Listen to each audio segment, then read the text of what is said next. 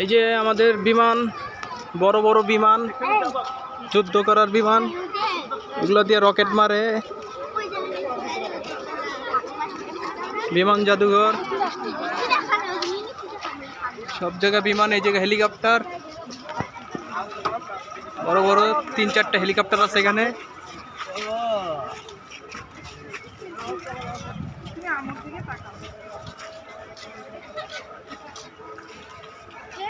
এই যে রকেট, এই আর